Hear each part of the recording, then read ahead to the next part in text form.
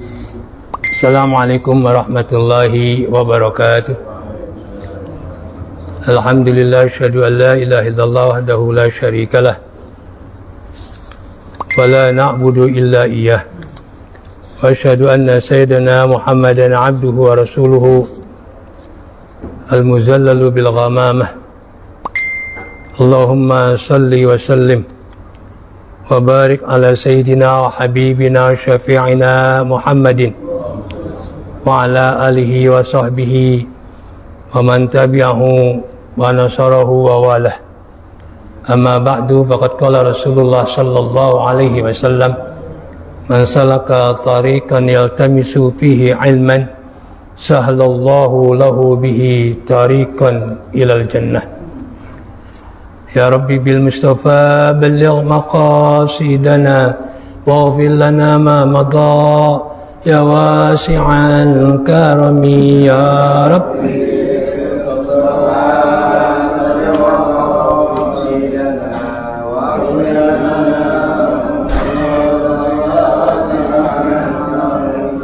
Maulaya salli wa sallim daiman abada ala habibika khairil khalqi kullihim ya Rabbi.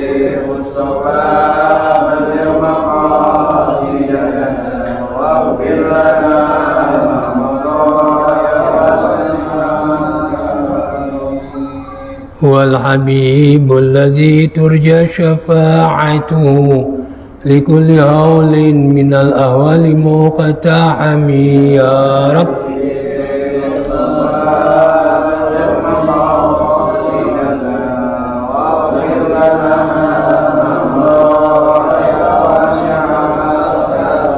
اللهم صل وسلم وبارك عليه وعلى آله. الفاتحة إلى حضرة رسول الله صلى الله عليه وسلم وإلى إخوانه من الأنبياء والمرسلين ولكل منهم وصحابة أجمعين وإلى أرواح الأئمة المجتهدين والعلماء العاملين والشهداء والصالحين وإلى أرواح آبائنا وأمهاتنا وأجدادنا وجداتنا وأعمامنا وعماتنا وأخوالنا وخالاتنا ولمن لهم حقوق علينا بناتنا أن الله يغفر لهم ويرحمهم ويعافيهم ويعفو عنهم ويجعل قبورهم روضة من رياض الجنة. وإلى حضرة رسول الله صلى الله عليه وسلم. الفاتحة. أعوذ بالله من الشيطان الرجيم. بسم الله الرحمن الرحيم. الحمد لله رب العالمين الرحمن الرحيم مالك يوم الدين إياك نعبد وإياك نستعين اهدنا الصراط المستقيم صراط الذين أنعمت عليهم غير المغضوب عليهم ولا الضالين آمين. Baris keberapa mun? Wa fi kitabil faraj. Baris keberapa itu? Bismillahirrahmanirrahim. Dari nuktatun 2, 3, 4, 5.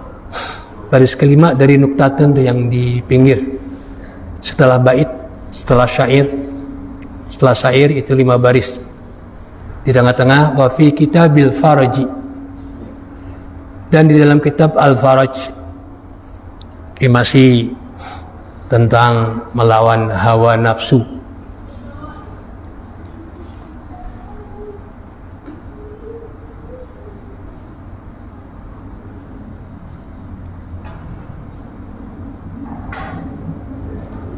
Ba'da syiddati, setelah ini nama kitab Al-Faraj, ba'da syiddah, kelapangan setelah kesusahan. Anna rahiban, sungguhnya ketemu. Taufik udah? Taufik ketemu? Anna rahiban, sungguhnya seorang pendeta.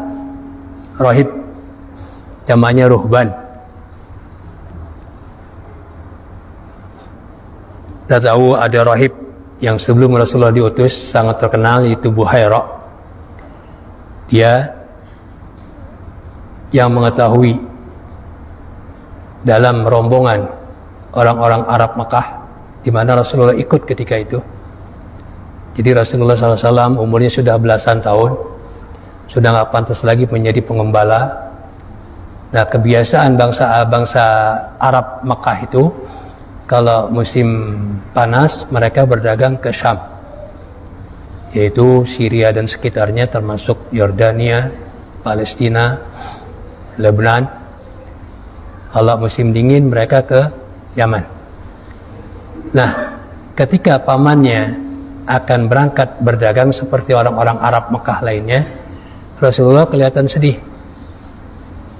Kita tahu betapa sayangnya baginda Rasul kepada betapa sayangnya Abu Thalib kepada baginda Rasulullah SAW. Lalu diajak. Nah, tega melihat keponakannya sedih, diajak di tengah jalan ketemu Rahib Buhaira ini. Ya, dia tahu dari Injil dan Taurat, di antara sifat-sifat Nabi sebelum menjadi seorang Nabi adalah kalau berjalan di terik matahari itu selalu dinaungi oleh awan.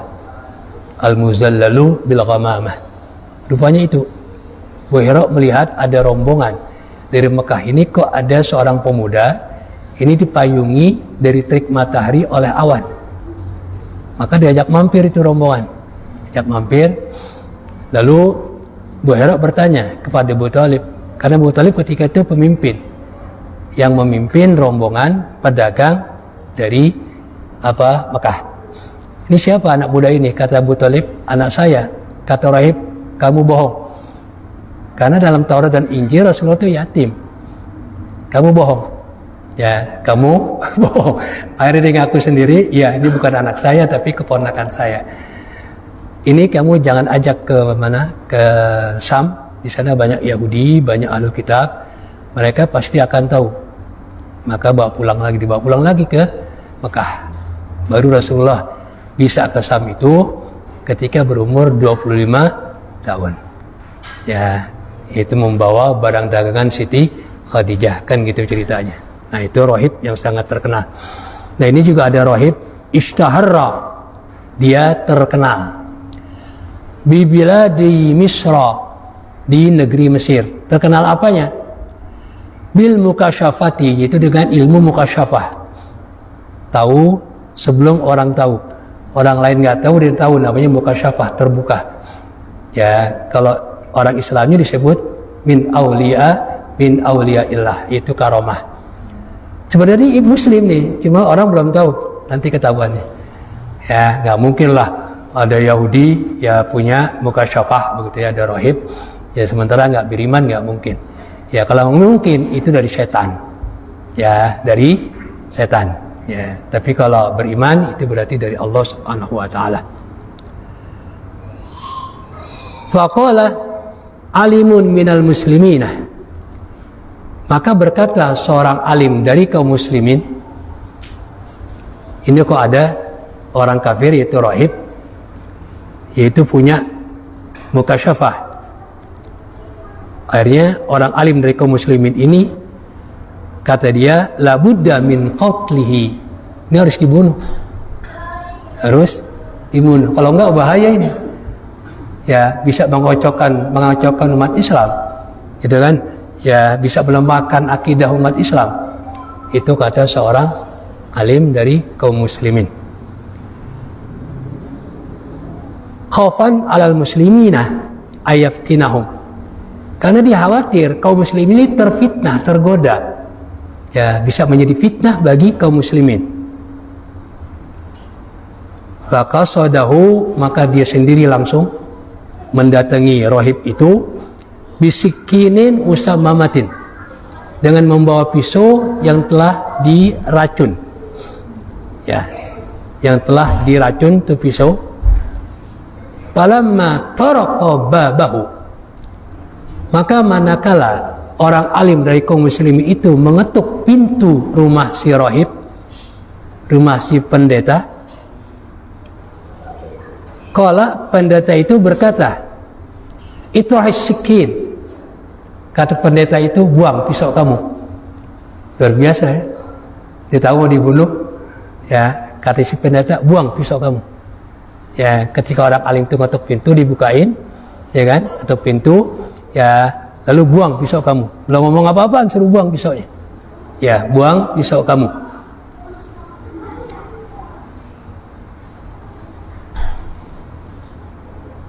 fataraha itrah al-miskina ya alim al-muslimin. Wahai orang alim dari kaum muslimin, buang pisau kamu itu. Fataraha, lantas dia membuangnya. Dibuang. Padakhala, lalu ya orang alim dari kaum muslimin itu masuk ke rumah pendeta. Faqala lahu min aina laka nurul mukasyafati. Orang alim dari kaum muslimin bertanya, Anda dari mana? Anda dapat dari mana cahaya mukasyafah? Anda punya karomah itu dari mana? Ya, Anda kan kafir. Anda rahib. Kok punya karomah, punya nur mukasyafah? Qala, rahib itu menjawab, bi mukhalafatin nafsi, karena aku tidak menuruti hawa nafsuku. Ya, karena aku tidak menuruti hawa nafsuku. Faqala hal laka fil islami. Lalu orang alim itu bertanya, apakah Anda masuk Islam? Qala na'am. Dia jawab, asyhadu an la ilaha illallah wa anna muhammadar rasulullah. Untuk membuktikan bahwasanya dia muslim, dia mengucapkan asyhadu an la ilaha illallah wa asyhadu anna muhammadar rasulullah. Karena mukasyafah, karomah itu Allah tidak berikan kepada orang kafir. Ya, kepada orang kafir. Jadi di samping dia muslim, ya dia punya karomah itu disebabkan dia berani melawan hawa nafsu. Ya itu. Jadi hawa nafsu al-amarah tentunya yang selalu menggoda untuk berbuat yang tidak baik. Ada hawa nafsu, ada godaan setan. Syekh Mutawalli Sya'rawi menjelaskan bahwa kalau hawa nafsu itu menggodanya sekali, tapi kalau setan berkali-kali, gak berhasil digunakan cara lain, maka dalam diri kita ini ada dua musuh setan dan musuh hawa nafsu. Makanya setiap perbuatan baik Allah tidak kasih ganjarannya 1, tapi Allah kasih minimal 10. Man jaa bil hasanati falahu asyru amsalihah, sampai 700, sampai Allah kasih lebih dari itu, berkali-kali lipat. Wallahu yudha'ifu liman yasha. Karena yang kita lakukan dua musuh, hawa nafsu dan godaan syaitan. Ini tentang yaitu orang dapat mengalahkan hawa nafsu. Qala ma hamalaka ala dzalika. Apa yang mendorong kamu atas yang demikian itu Anda masuk Islam? Faqala, dia berkata, aradatil islamu ala nafsi. Islam menunjukkan, mengajukan, menawarkan kepada hawa nafsuku, fa'abad. Lalu hawa nafsuku gak menerima. Fakhalaftuha, tapi aku disuruh bertentangan, menentang hawa nafsuku. Aku terima Islam. Hawa nafsuku mengatakan, jangan, ngapain? Kalau Anda masih Islam, Anda hidup terpenjara, gak bebas seperti kafir. Sesuai dengan sabda Rasulullah SAW, yaitu ad-dunya jannatul kafir. Ad-dunya sijnul mu'min wa jannatul kafir. Penjara ini adalah dunia ini adalah ibarat penjara bagi orang mukmin. Kenapa? Karena hidup terbatas dengan aturan Allah, nggak bebas. Itu gambaran daripada penjara. Orang di penjara kan nggak bebas, ya kan? Ini yang dimaksud adalah dikekang oleh aturan Allah. Cuma aturan Allah ini adalah yang membahagiakan manusia baik di dunia maupun di akhirat. Cuma karena nggak sebebas-bebasnya dia hidup, maka disebutlah sebagai penjara bagi orang mukmin dunia ini. Sementara bagi orang kafir adalah surga, karena dia bebas, mau ngerjain apaan saja bebas, tidak ada aturan, tidak ada aturan. Ya, jadi ya itulah hawa nafsu mengatakan seperti itu diantaranya, tapi dia tentang. Fa khalaftuha, aku tentang. Disuruh aku masuk Islam. Ya, bisa jadi hawa nafsu mengatakan, "Wah, Anda sudah hebat." Kan gitu. Ya, sudah punya mukasyafah, kenapa harus masuk Islam? Ya, dia bilang nggak mau.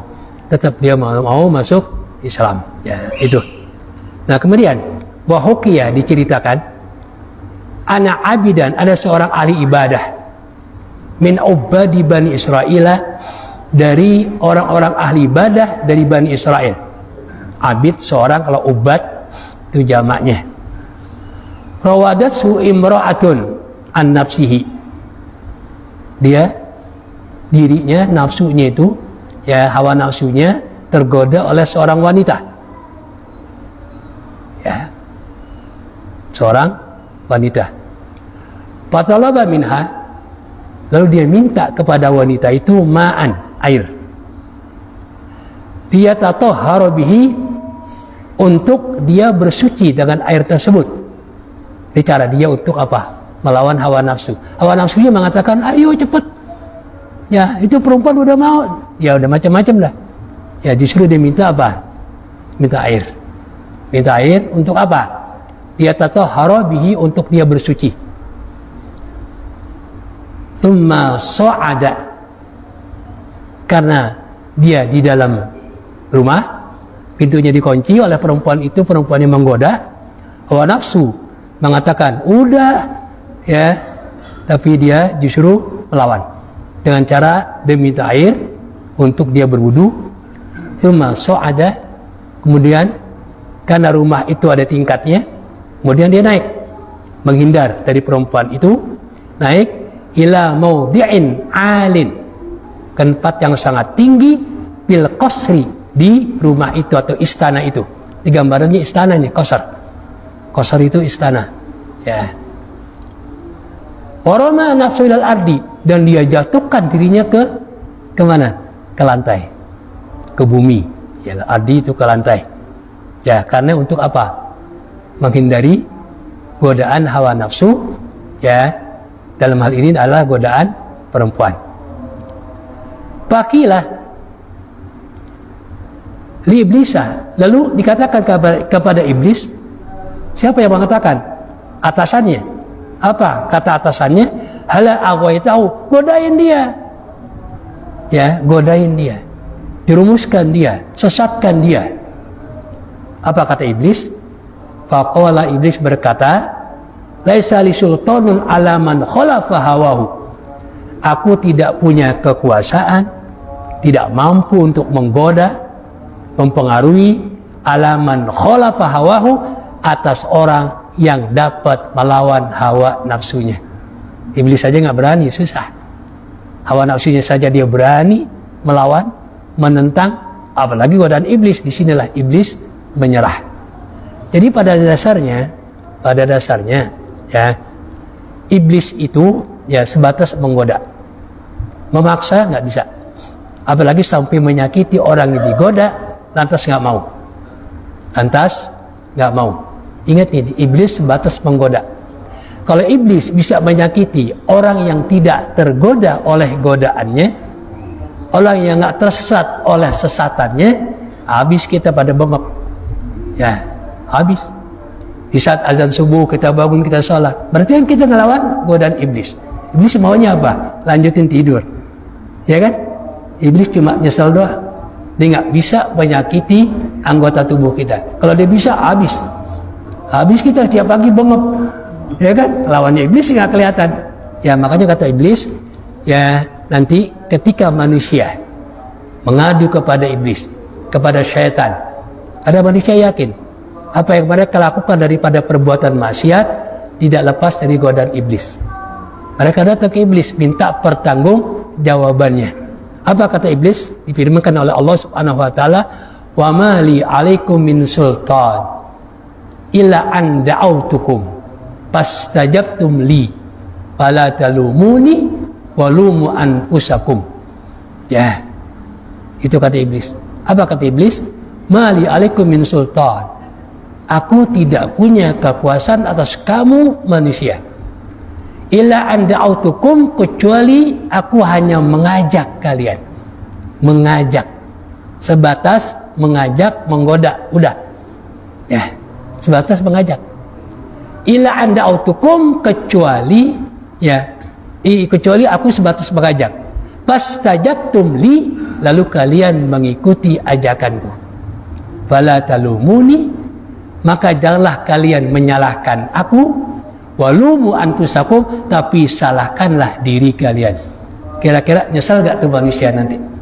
Nyesal. Dianggapnya iblis bisa membantu mereka dari azab Allah. Tiba-tiba iblis lepas tangan. Lepas tangan. Bahkan nanti mereka akan bareng diazab bersama iblis. Untuk menunjukkan bahwa iblis gak bisa berbuat apa-apa.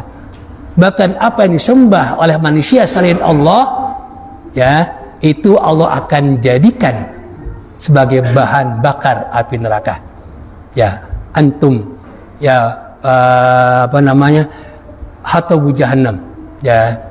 Jadi kamu dan kalian, apa yang kalian sembah, hatabu jahannam, akan menjadi bahan akan api neraka. Ya, itu untuk menghinakan ya orang-orang yang menyembah kepada selain Allah Subhanahu wa taala. Jadi pantaslah iblis di sini nggak bisa menggoda, nggak bisa menjerumuskan orang yang berani menentang hawa nafsunya. Karena godaan hawa nafsu itu luar biasa. Di samping provokasi apa? Iblis. Dia bisa melawan itu, maka iblis tidak bisa melawan dia. Kemudian waqala Mar'asyi, Imam Mar'asyi berkata, rahimahullahu, semoga Allah merahmati beliau, kuntu fi markabin, aku berada dalam perahu. Ya, perahu. Takasara bina, lalu perahu itu apa? Hancur. Hancur, perahunya hancur, itu di tengah laut. Fawaqa'at ana wa imra'atun ala lauhin, maka aku jatuh di atas papan bersama seorang wanita. Fa'atasatil mar'atu, lantas wanita itu kehausan.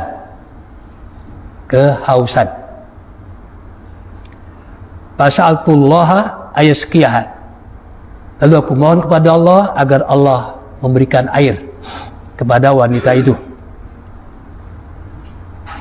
Panazalat alaina silsilatun fiha kuzumain, lalu turun dengan rantai, ya, rantai turun dari atas, ya, di rantai itu ada tempat air.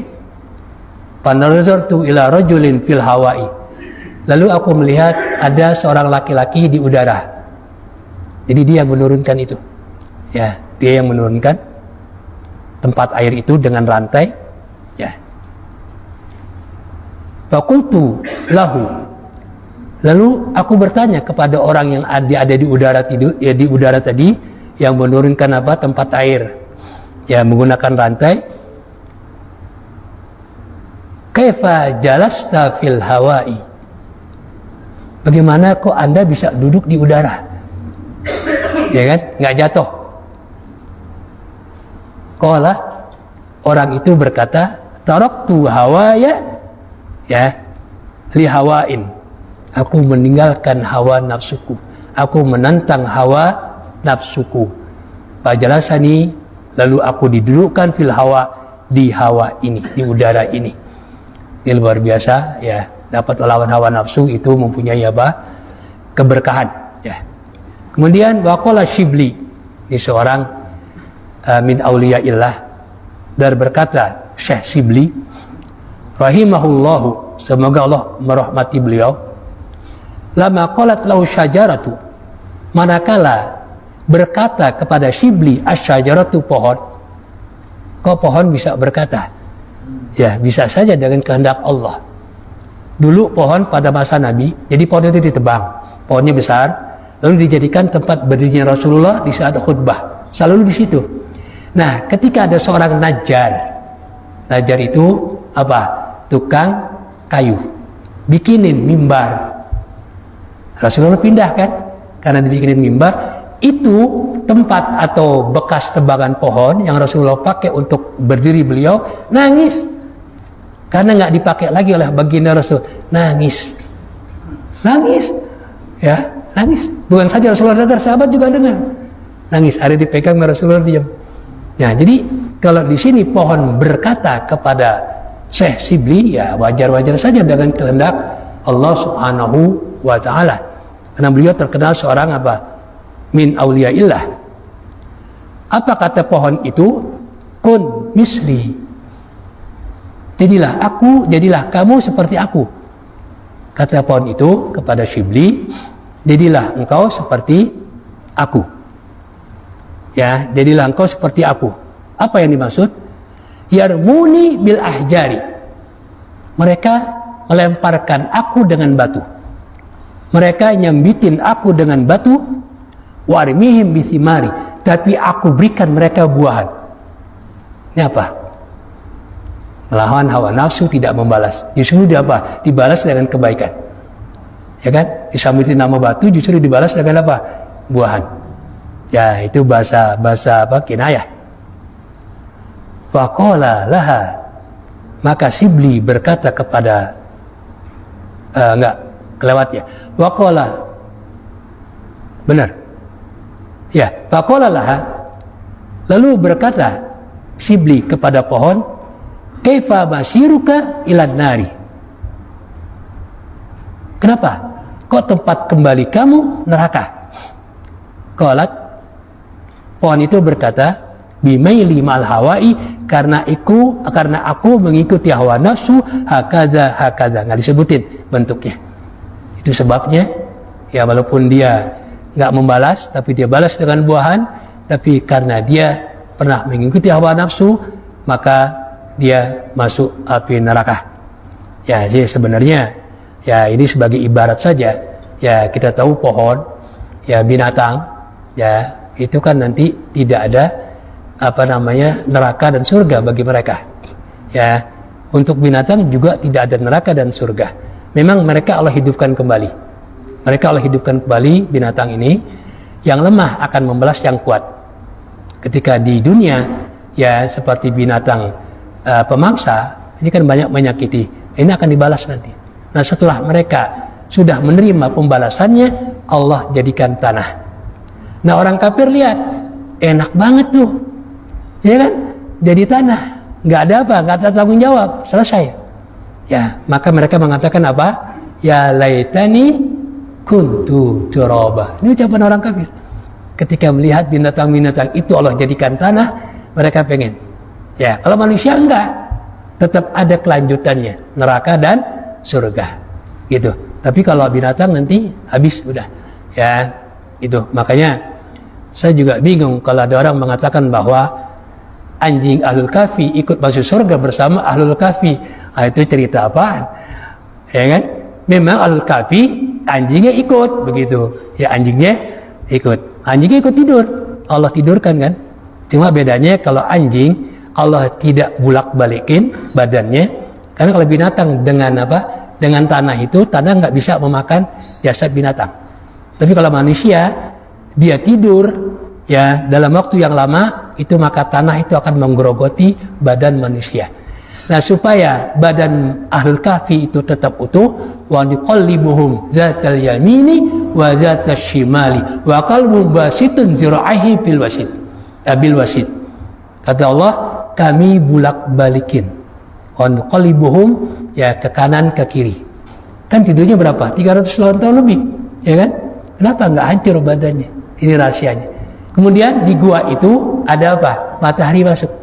Ini yang membuat mereka sehat. Karena manusia perlu apa? Ya, sinar matahari.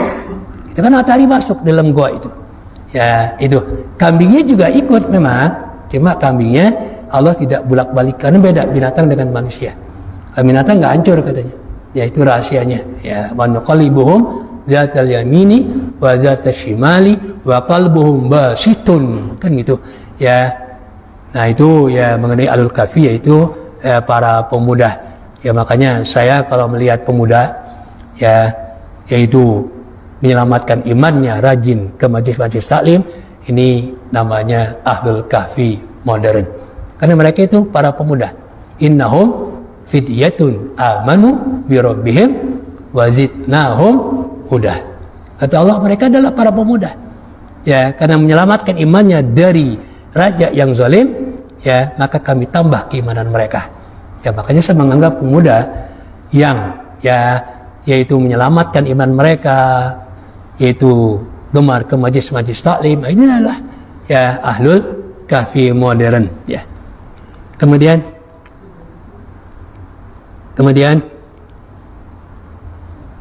Waqad jaa fil hadisi, dan sungguh telah ada dalam hadis baginda Rasulullah sallallahu alaihi wasallam, anna nabiyya sallallahu alaihi wasallam, bahwasanya Nabi Muhammad sallallahu alaihi wasallam qala, bersabda, man qadara ala imra'atin, siapa orang yang mampu ketika digoda oleh perempuan, au jariyatin, atau perempuan yang masih muda, haraman, mampu, ya kan, mampu apa, mencegah perbuatan yang haram, fatarakaha, lalu dia meninggalkan perempuan itu yang sudah siap. Kenapa? Makhafatallahi, karena dia takut kepada Allah subhanahu wa ta'ala, ya, kepada Allah subhanahu wa ta'ala. Dia takut wanitanya sudah siap, lalu dia lari meninggalkan wanita itu karena takut kepada Allah subhanahu wa ta'ala. Apa imbalannya? Ammanahullahu ta'ala, Allah akan memberikan keamanan yaumal fazil akbari, di hari kiamat. Ya, ini kan sama dengan sabda Rasulullah yang lain, sab'atun yuzilluhumullahu yaumal la zilla illa zillah. Ada 7 kelompok manusia di mana Allah akan berikan naungan, pelindungan, ya, di saat tidak ada pelindungan kecuali pelindungan Allah.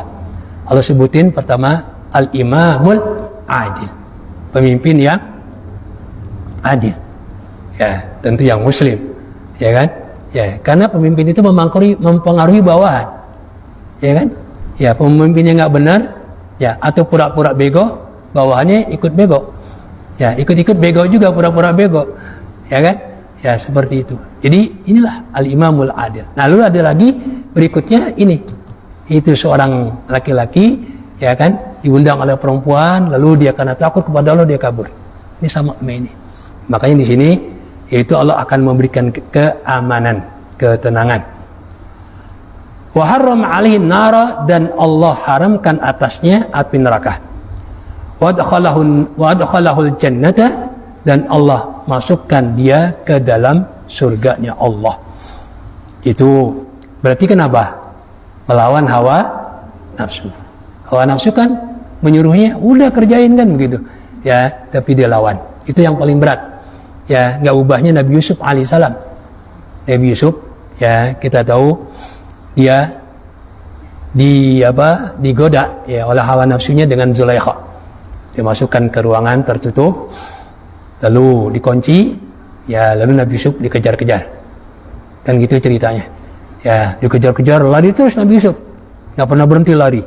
Nggak lama suaminya datang bersama temannya.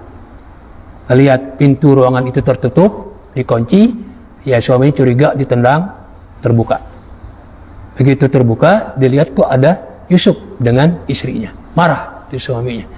Ya, lalu istrinya mengatakan kepada suaminya bahwa anak muda ini akan memperkosa saya. Ya, tapi untung saja dia bawa teman, kata temannya, nanti dulu kita lihat. Kalau baju pemuda ini sobek dari depan, berarti dia yang mengejar istrimu. Kalau sobek dari belakang, berarti istrimu yang mengejar dia. Begitu diperiksa, bajunya kudda min tuburin, sobek dari belakang. Itu pertanda bahwa Nabi Yusuf tidak bersalah. Berarti istrimu yang bersalah. Cuma di mana-mana dari dulu, ya, orang rendah melawan pejabat tinggi nggak akan menang. Dia istri Perdana Menteri. Perdana Menteri ini Imratul Aziz, bukan raja, bukan. Ya, Imratul Aziz. Lawan seorang apa? Pembantu atau budak. Statusnya budak itu, kan dibeli. Ya kan? Mana menang? Ya, walaupun nggak bersalah tetap saja masuk penjara. Dari dulu begitu udah, ya, masuk penjara. Ya, Nah, kebenaran nggak lama raja mimpi kan begitu ceritanya. Ya, dipanggil penafsir-penafsir mimpi, nggak ada yang bisa menafsirkan mimpi raja. Lalu ada 2 orang yang ketika dalam penjara ditafsirkan mimpinya oleh Nabi Yusuf alaihissalam. Yang satu akan mati, yang satu hidup. Gitu, ya, penafsirannya begitulah. Ini yang hidup ingat, saya punya teman. Karena yang satu ini orang dalam kerajaan. Begitu raja mengambil tukang-tukang penafsir mimpi nggak ada yang bisa, diingat, saya punya teman di penjara. Ya, akhirnya dia ngomong sama raja, utus aku ke penjara. Akhirnya dia bilang, ya kan, Yusuf tafsirkan mimpi. Nah, Nabi Yusuf alaihissalam ini orang hebat, ya. Dia kan selama ini namanya dijelekkan. Orang menganggapnya dia yang salah kan, ya kan, dia yang salah. Karena buktinya dia di penjara melawan Perdana Menteri. Nabi Yusuf ingin apa? Ingin membersihkan namanya. Ingin membersihkan namanya. Maka kata Nabi Yusuf, ya saya mau, ya mau, tapi bersihkan dulu nama saya. Panggil itu wanita-wanita, ya kan? Undang mereka, ya seperti itu. Ya, nah, akhirnya raja mau mengikuti. Oleh karena itu Zulaikha mengundang perempuan-perempuan Mesir, ya supaya apa? Menunjukkan bahwa Nabi Yusuf itu tidak bersalah, bahwa yang menggoda itu adalah Zulaikha, ya kan? Ya, nah begitu wanita itu diundang, ya mereka ditempatkan di tempat duduk yang empuk, diberikan apel dan pisau, mereka suruh ngupas. Akhirnya Nabi Yusuf dikeluarkan karena Nabi Yusuf separuh kecakapan itu di dunia ini milik Nabi Yusuf. Nabi Yusuf itu separuh, ya separuh kegantengan manusia di dunia itu milik Nabi Yusuf. Separuh lagi buat kita semua. Kita yang dapat dikit lumayan, ya kan? Ya, apalagi Nabi Yusuf setengahnya. Selain Nabi kita Muhammad SAW, itu di luar Nabi Muhammad. Karena Nabi Muhammad itu di luar. Beliau paling apa? Paling cakep. Ya, paling cakep. Maka kata Imam Busiri, faqan nabiyina fi khalqin wa fi khuluqin. Rasulullah mengungguli para nabi baik dalam akhlaknya maupun dalam tampangnya. Ya, kecuali Nabi Muhammad SAW itu. Cuma karena Nabi punya wibawa, maka orang nggak bisa melihat Nabi dengan dipelototin, nggak mampu orang. Orang nggak berani begini di hadapan Nabi, pasti nunduk. Ya, beliau cakep plus wibawa. Kalau Nabi Yusuf nggak, cakep doang. Makanya orang perempuan ini bisa melihat Nabi Yusuf dengan dipelototin, sehingga mereka nggak sadar tangannya apa? Mereka potong dan mereka mengatakan, ma hadza basyara in hadza illa malakun karim. Ini bukan manusia, ini adalah malaikat. Ya kan?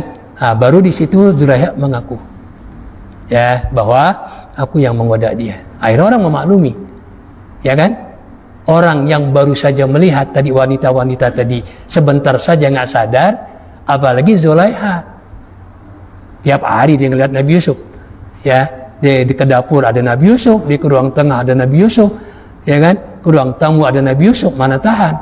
Nah, jadi dimaklumilah, ya Zulaikha, ya. Kemudian kalau Zulaikha nikah dengan Nabi Yusuf, ini riwayatnya sangat lemah. Itu berasal dari Wahab bin Munabbah, orang Yahudi yang masih Islam. Dia cerita bahwa Zulaikha nikah dengan Nabi Yusuf.